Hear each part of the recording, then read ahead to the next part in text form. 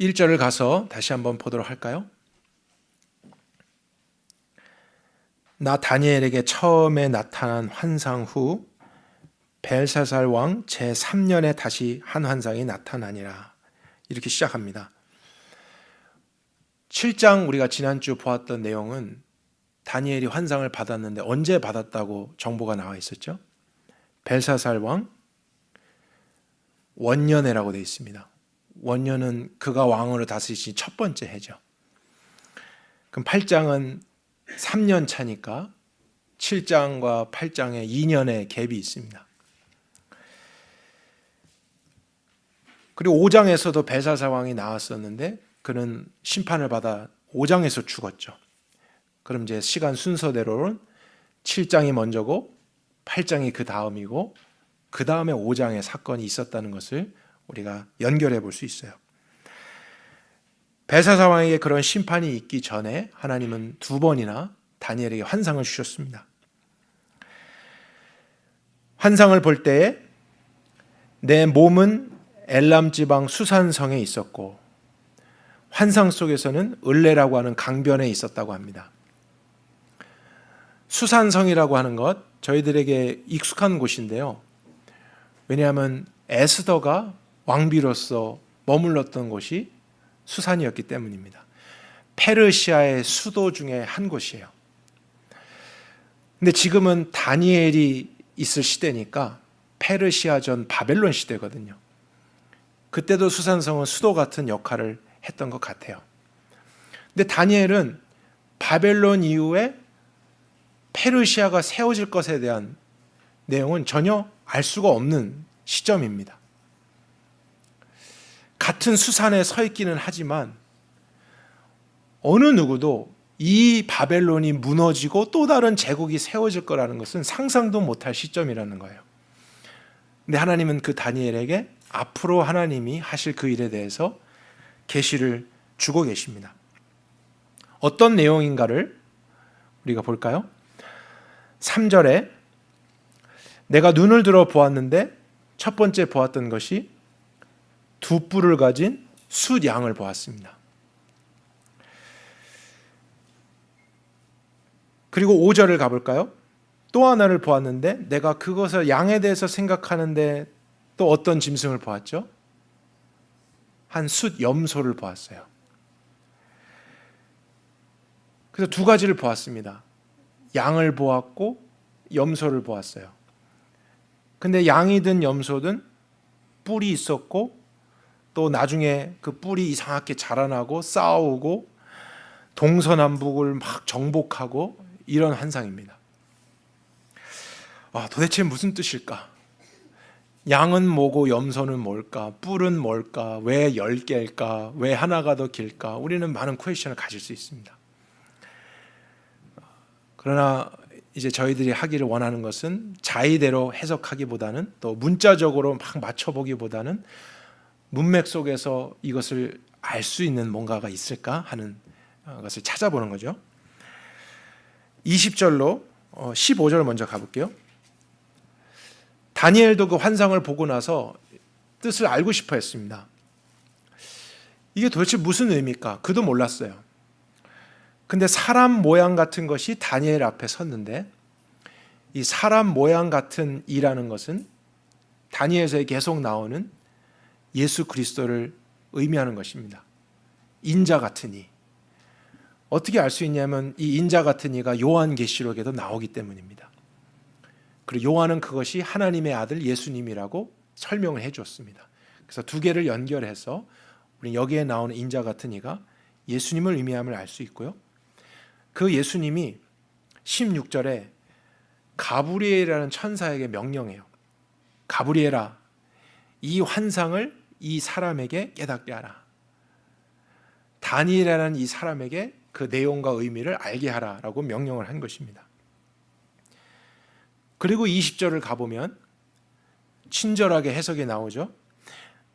내가 본 바 2뿔을 가진 숫 양은 뭐라고요?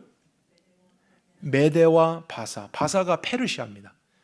메대라는 제국과 페르시아 제국을 의미하는 것이고 털이 많은 숫 염소는 뭐라고 했습니까? 헬라 왕이라 그랬어요. 그래서 페르시아 이후에 세워질 헬라와 헬라의 왕을 상징한다. 그리고 그 큰 뿔은 첫째 왕이요 하면서 여러 가지 내용들도 해석을 해 주었습니다. 그럼 일단 간단하게 본다면 양과 염소도 세상 왕과 세상 나라를 상징하는 것이었음을 알 수가 있어요. 성경이 그렇게 의미하고 있기 때문입니다. 구체적으로 메데와 페르시아, 헬라 제국, 그곳을 다스렸던 왕들에 대한 상징이 계시로 나타났습니다. 그래서 이런 역사적인 정보가 구체적으로 있으니까요. 이 양이 메데와 또 페르시아를 상징하고 염소가 헬라를 상징했다면 또 그 다음 뿔은 어떤 왕을 의미할 것이고 또 4개가 세워진 뿔은 또 뭘 의미할 것이고 이런 식의 해석을 역사적으로 유추해 볼 수 있습니다. 왜냐하면 성경이 분명하게 메데와 페르시아, 헬라라고 이야기를 해주었기 때문입니다. 지금부터 제가 읽어드리려는 내용은 다니엘서 8장에 대한 일반적인 주석의 내용이에요. 한번 들어보시겠어요? 숫 염소는 헬라 제국을 의미하고 뿔 하나는 첫째 왕인 알렉산드로스 대왕을 뜻합니다. 알렉산드로스는 약관 20세에 마게도니아의 왕위를 이어받아서 마게도니아와 헬라를 합병하고 5년 만에 페르시아 제국을 멸망시키고 그 다음 두로와 애굽을 치고 인도까지 진군했습니다. 그리고 8절 숫 염소가 스스로 심히 강대하여 가다가 강성할 때에 큰 뿔 하나가 꺾이고 그 대신 현저한 뿔 넷이 하늘 사방에서 향하여 났더라 하는 이 내용은 알렉산드로스 대왕이 33세의 나이로 세상을 떠나고 그가 남긴 2 아들이 있었는데 다 암살이 되어서 그의 가문이 완전히 끊긴 것을 의미합니다. 그래서 헬라 제국은 4 장군에 의해서 4개의 나라로 분열되었습니다. 이것이 그 후에 있을 뿔 4개를 의미한다는 것입니다. 첫째가 카산드로스 장군, 그는 마케도니아와 그리스 지역을 차지했고 리시마코스 장군은 현재 터키에 해당하는 소아시아 지역을 차지하고 셀레우코스 장군은 북부 시리아와 메소포타미아 지역을 차지하고 프톨레마이오스 장군은 애굽 지역을 차지했습니다. 그래서 많은 주석서들은 이런 식으로 구체적인 세상의 역사와 성경의 내용을 매칭시키고 있어요. 여러분이 듣기에는 이 내용이 어떠세요? 세계사나 역사를 아시는 분들은 굉장히 메이크 센스한 분들이 있을 거예요. 그리고 구체적으로 이건 무슨 인물이고 이 사건은 어떤 사건이고 이렇게 이야기를 하면은 쉽고 이해가 금방 될 수 있습니다. 그리고 분명히 성경에서 구체적인 메데, 페르시아, 헬라 이런 것을 언급했기 때문에 우린 그런 노력을 해볼 수 있어요. 하지만 저는 성경이 직접 언급하고 있는 인물이나 사건 이상으로 모든 역사와 성경을 다 매칭시키고 연결해서 해석하는 것을 선호하지 않습니다. 2 가지 이유 때문에 그런데요. 첫째는 그러한 역사적인 연결, 어떤 사건에 대해서 이거는 로마 가톨릭교를 의미한다, 이건 교황을 의미한다, 이건 이슬람주의를 의미한다, 이런 식으로 우리가 다 연결했을 때 맞을 수 있지만 그것이 정말 맞는지는 하나님 앞에 가봐야 알 수 있습니다. 왜냐하면 성경이 그것은 그거다라고 정확하게 이야기하지 않은 것들이 있기 때문입니다. 그래서 정확하게 맞다고 하는 것은 취해야죠. 그렇게 해석하는 것은 안전하고 옳습니다. 그러나 그냥 뿔로만 얘기했고 그냥 상징어로만 했던 것은 너무 무리하게 구체적인 역사와 다 연결시키려고 하는 것이 오히려 우리를 틀린 곳으로 인도할 수 있는 위험성이 있는 것이죠. 그래서 저는 신중해야 된다 생각해요. 하나님의 말씀을 조심하게 해석해야 할 필요가 있다고 봅니다. 그리고 2 번째로 그런 해석을 제가 선호하지 않는 이유는 성경의 역사성을 인정하기는 하지만 지금 하나님이 문맥 가운데서 강조하시는 것을 우리가 자칫 역사 때문에 놓칠 수 있기 때문입니다. 만약 하나님이 그 모든 장군들의 이름, 모든 세워질 나라의 이름, 모든 전쟁의 이름들을 다 알아야만 이 말씀을 이해할 수 있고 하나님의 목적하신 것을 깨달을 수 있는 것이었다면 저는 더 구체적으로 기록해 주셨을 거라고 믿어요. 왜냐하면 그걸 모르는 사람은 못 깨닫는 거잖아요. 근데 저도 연구하고 공부하려고 하는데 이게 만만치가 않은 거예요.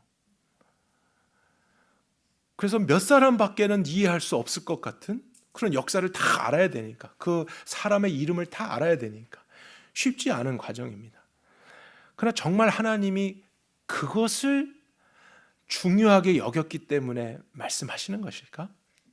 아니면 모든 사람이 이 말씀 속에서 더 객관적인 것, 또 더 보편적인 진리를 알도록 어느 정도만 허락하신 것이 아닐까 하는 그런 생각을 합니다. 그래서 주석서의 내용을 저와 여러분은 잠깐 뒤로 하고요, 다니엘서의 8장을 이렇게 이해해 보았으면 좋겠어요. 그리고 앞으로 여러분들이 성경을 읽을 때도 그것을 연습해 보셨으면 좋겠습니다. 누구나 할 수 있는 거예요. 일단 지난주 7장에서 다니엘이 환상을 보았죠. 네 짐승을 보았어요. 어떤 짐승들 있었는지 기억나십니까? 7장에 있는 짐승은 사자, 곰, 표범, 그리고 형체를 알 수 없는 무시무시한 넷째 짐승이었어요. 근데 그들의 특징이 나왔는데 이빨이 강하고 발톱이 세고 물어뜯고 있고 파괴하고 있고 더 가서 먹어라. 그다음에 넷째 짐승은 이빨이 철로 돼 있대요. 그래서 모든 걸 다 부숴버리고 하는 강한 이미지였어요. 힘이었어요. 근데 7장에서 해석해 주기를 이것은 세상 나라와 세상 왕을 상징한다 그랬습니다. 그래서 우리가 보편적인 이해를 한 거죠. 저희들이 경험한 세상도 힘이 있잖아요. 힘으로 다스리잖아요. 우리를 굴복시키잖아요. 그들이 시키는 대로 안 하면 법을 통해서 여러 가지 힘을 통해서 불이익을 주거나 두렵게 하잖아요. 하나님이 원하시는 길이 무엇인지를 안다고 해도 세상의 힘이 너무 강하기 때문에 타협할 때 있습니다. 억울하게도 어쩔 수 없이 해야 될 때 있고 안 할 때 있고 우리는 그러한 영향 속에 살아갑니다. 그래서 마치 이 현실에서도 가장 강력한 짐승들이잖아요. 사자, 곰, 표범. 우리 동물원 가도 이런 걸 만지려고 안 하죠. 멀리서 그냥 보잖아요. 그 세상은 이런 특징이 있다는 것을 7장에서 생각해 보았습니다. 근데 8장 환상에서도 여기에 나온 짐승들이 무엇을 상징한다고 해석해 줬습니까? 세상이래요. 세상과 세상의 왕들을 상징한다. 근데 8장에 나오는 동물들은 어때요? 무슨 동물이었죠? 양과 염소예요. 그러니까 똑같은 세상을 상징하는데 하나는 무시무시한 짐승, 물어뜯고 죽이고 힘으로 정복하는 이러한 특징을 가진 짐승이었다면 8장에 나오는 짐승도 세상을 상징한 것인데 양과 염소, 비교적 온순한 동물들이라는 거예요. 그래서 저희 아이들도 동물원 가면 아직도 기린은 좀 무서워해요.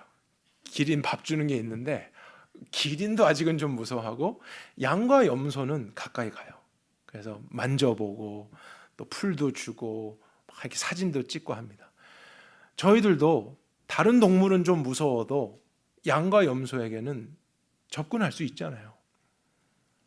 착하게 생기고 온순하게 생겼어요. 그래서 마음을 열고 가까이 가는 그런 유형입니다. 근데 8장에서 보는 모습은 그러한 양과 염소인데 동서남북을 다 정복해요. 그들이 세상을 막 짓밟아요. 앞에서 보았던 그 사나운 짐승 못지않게 굉장한 권세로 나라들을 다스리게 됩니다. 그럼 도대체 이것은 무슨 의미를 담고 있을까 하는 질문을 해볼 수 있는 거죠. 지금 제가 7장, 8장 본 것은 주석서 한 번도 보지 않은 내용이에요.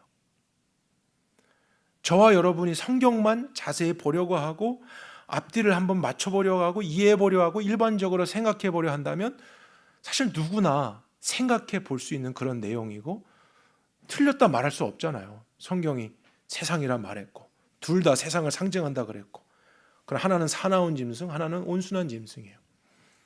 근데 온순한 짐승도 온순한 줄 알았는데 막 다 정복하고 세력을 떨치며 모든 것들이 그 앞에 굴복하는 거예요. 그럼 도대체 이건 무엇을 의미하는 것일까?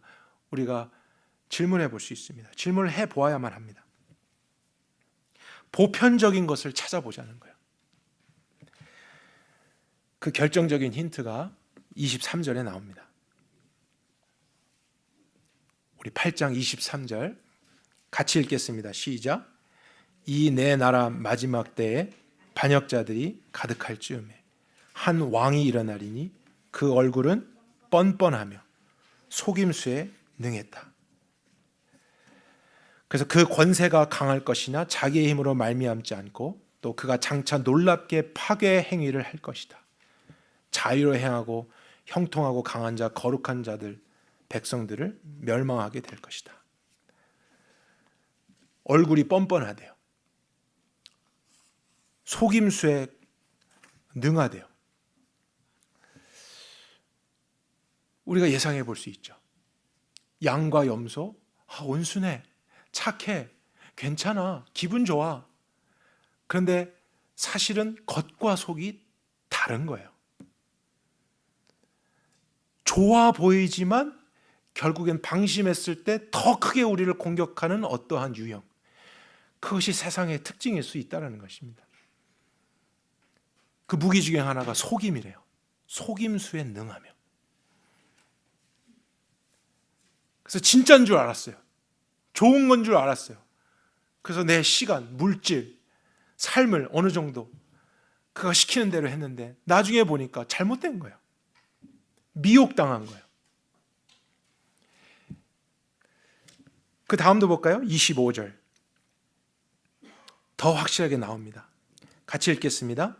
그가 꾀를 베풀어 제 손으로 속임수를 행하고 마음에 스스로 큰 채하며 또 평화로울 때에 많은 무리를 멸하며 또 스스로 서서 만왕의 왕을 대적할 것이다. 그가 사람의 손으로 말미암지 않고 꾀를 베푼대요. 꾀가 많대요. 영어로는 커닝이라고 되어 있거든요. 근데 이 커닝이라는 단어가 또 어디에서 나왔었냐면 굉장히 중요한 곳에서 성경에 나왔었어요. 이 뱀은 다른 모든 짐승들보다 더 간교하며, 창세기 3장에서 사단이 사용했던 뱀이 묘사될 때 커닝이라는 단어가 나옵니다. 그래서 사람들로 하여금 꾀를 통해서 거짓을 믿게 하고 속임당하게 하고 스스로 큰 채하고 다 걸려 넘어지는 거예요. 깊이 듣고 그런 줄 알고 동의하고 따라가는데 유혹받고 미혹당하고 거짓에 걸려 넘어지고 잘된 줄 알았는데 결국에는 멸망의 길에 서 있게 되는 것. 이것이 양과 염소의 특징이라는 것이죠. 세상은 힘으로만 공격하는 것이 아니라는 거예요. 두려움으로만 우리를 넘어뜨리게 하는 것이 아니라는 사실이에요. 너 예수 믿으면 죽어. 예수 믿으면 손에 있어. 큰일 나. 여전히 그런 두려움 속에서 숨어서 힘들게 신앙생활을 하는 사람도 있잖아요. 여러분, 오늘날도 있어요. 우리 눈에는 안 보일 뿐이죠. 아프리카나 미들 이스턴이나 노스 코리아, 차이나 이런 데는 여전히 공개적으로 예수 믿으면 죽는 거예요. 사나운 짐승처럼 법을 어기는 거예요. 감옥 가는 거예요. 처벌받는 거예요. 그러니까 그 두려움 때문에 진리를 알아도 타협하거나 굴복하거나 힘들게 정복을 당할 수 있는 거예요. 그러나 세상은 힘으로만 사람들, 또 거룩한 백성을 다스리려고 하지 않고 또 어떤 무기가 있냐면 속임으로 해요. 미혹으로 해요. 광명의 천사같이 빛이 나는 천사의 모습인데 알고 보니까 뭐였어요? 사단이었어요. 거짓이었다고요. 나를 위해 주는 것처럼 막 얘기했어요. 유혹해요. 근데 따라갔더니 아무것도 없는 거예요. 나를 이용하는 거예요.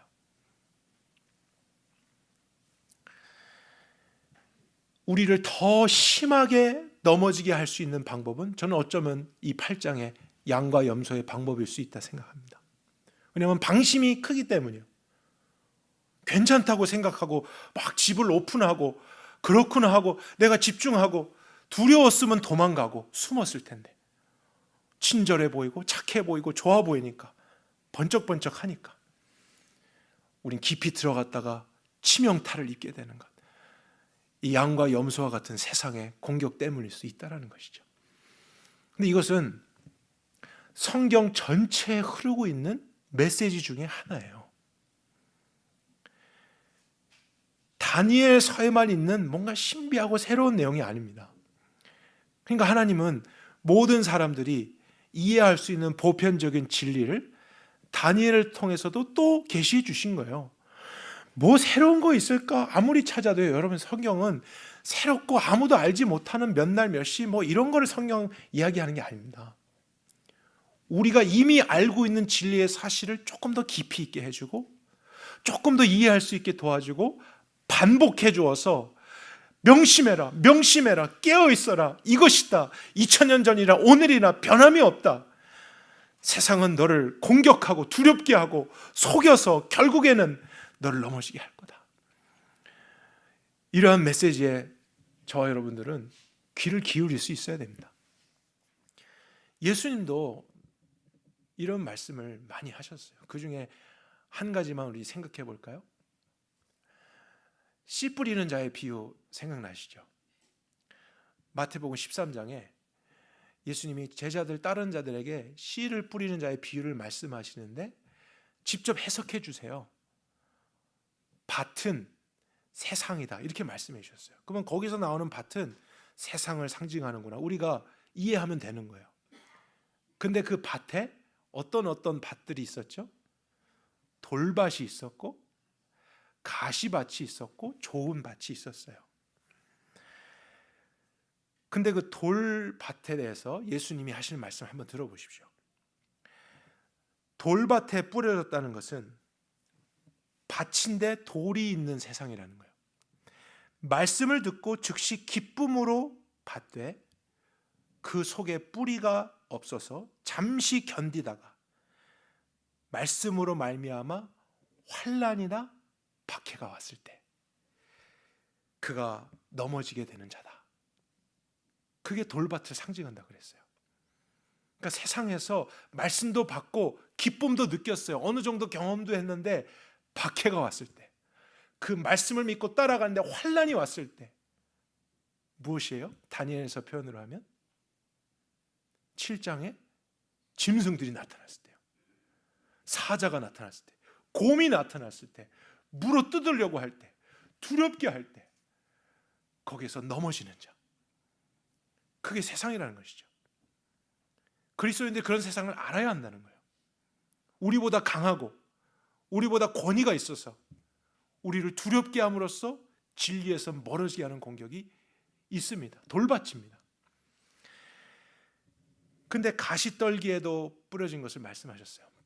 밭인데 가시가 있는 세상이에요. 가시떨기에 뿌려졌다는 것은 말씀을 들으나 똑같이 받았어요. 진리를 알았어요. 근데 어떤 문제가 있습니까? 세상의 염려와 재물의 유혹 때문에 말씀이 막혀서, 그 기운이 막혀서 결실하지 못하는 자를 의미한다. 그러니까 세상의 즐거움이라는 거예요. 듣기 좋은 말들이라는 거예요. 친절하고 좋고 착한 줄 알았는데 거기를 따라갔다가 오히려 중요한 것을 잃어버리게 되는 이러한 세상, 예수님도 경고하신 거예요. 그냥 순진하게 살아가다가 공격당하면 안 돼. 눈에는 좋게 보여도 좋은 게 다 좋은 게 아니야. 양과 염소의 공격일 수 있다. 바벨론, 헬라, 로마 시대뿐만 아니라 우리가 사는 오늘날 2025년 미국도 동일한 방법으로 공격을 하는 것 아니겠습니까?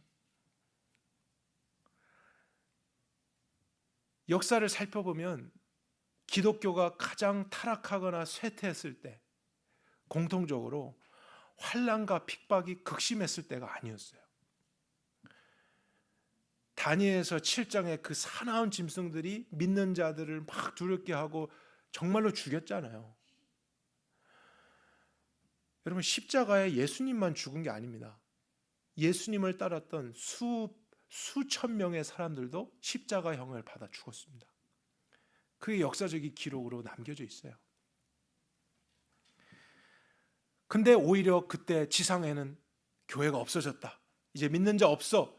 인구조사했을 때 기독교 없는 거예요. 근데 끝난 줄 알았는데 알고 보니까 어디에 있어요? 땅 속에 있고 동굴 속에 있고 산 속에 있고 예수님을 따르는 것을 멈추지 않았어요. 참 하나님의 은혜예요. 하나님의 놀라운 기적이에요. 우리같이 연약한 사람들이 그런 권력 앞에서도 가족들이 죽은 걸 보았음에도 믿음을 버리지 않은 그런 사람들이 있었어요. 그게 진짜 교회사예요. 그들이 어떻게 살아왔나, 무엇을 믿어왔나, 이것을 연구하기 시작한 거예요. 근데 그럴 때에도 견뎌졌던 기독교가 타락하고 급격하게 쇠퇴했던 때는 오히려 그들 향해 문을 열고 이제 기독교는 국교야. 너희들에게 권위를 줘. 직분을 줘. 왕처럼 신분을 주고 마음껏 모여 건물 지어주고 그래서 사람들이 자유를 갖게 되고 또 그렇게 즐겁게 뭔가 세상 속에서 함께 믿음을 추구하려 했는데 거기에서 변질되기 시작했던 것입니다. 양과 염소의 꾀에 너무나 많은 사람들은 넘어지는 거예요.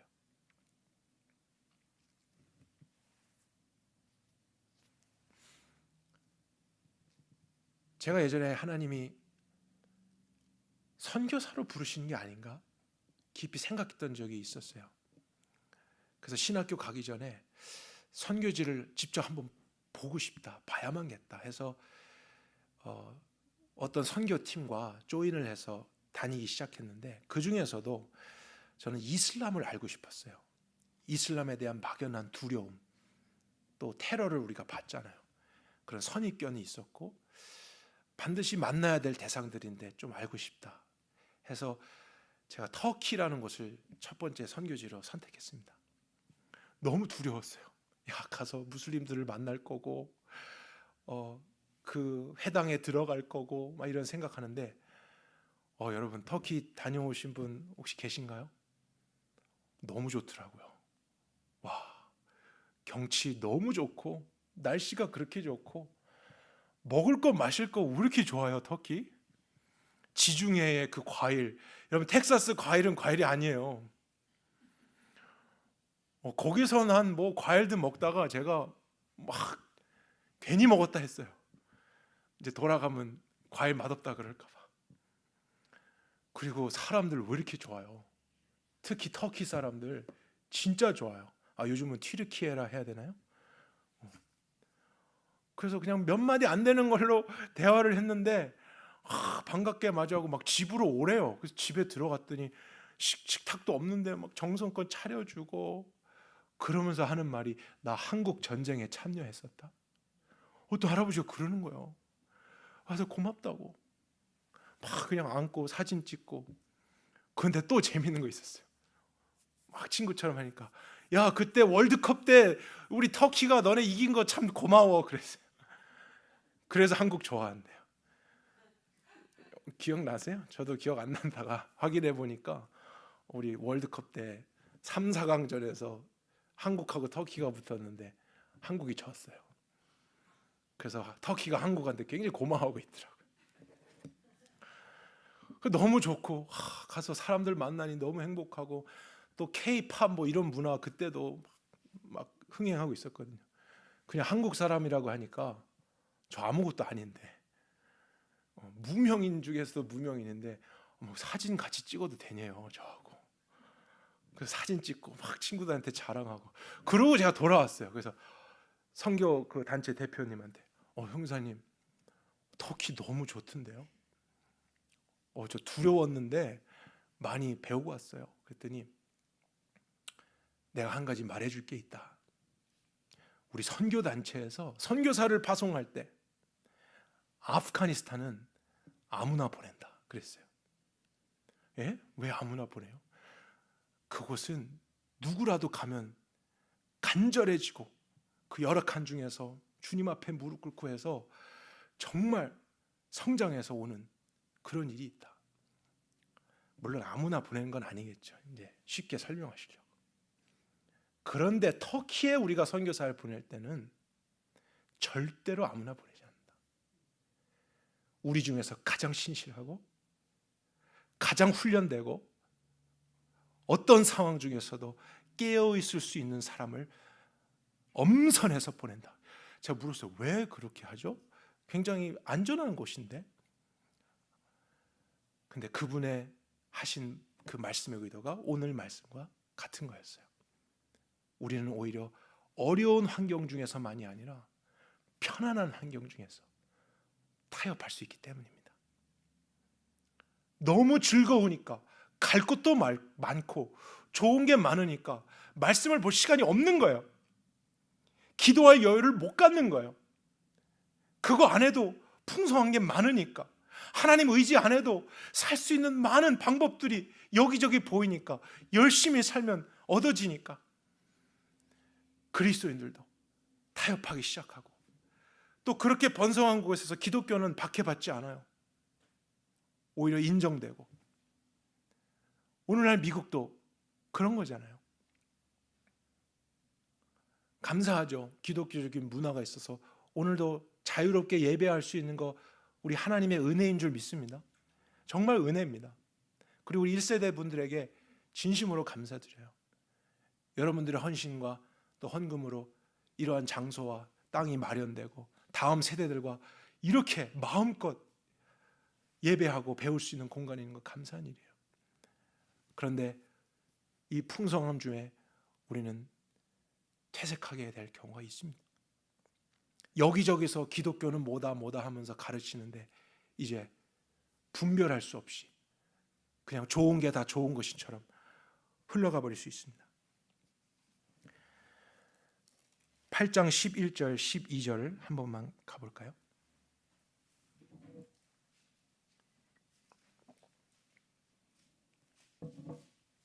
양과 염소의 상징을 통해서 계속 나오는 메시지입니다. 스스로 높아져서 군대의 주제를 대적하며, 뭘 없앤다고 되어 있습니까? 그에게 매일 드리는 제사를 양과 염소와 같은 세상에 없앤다 그랬어요.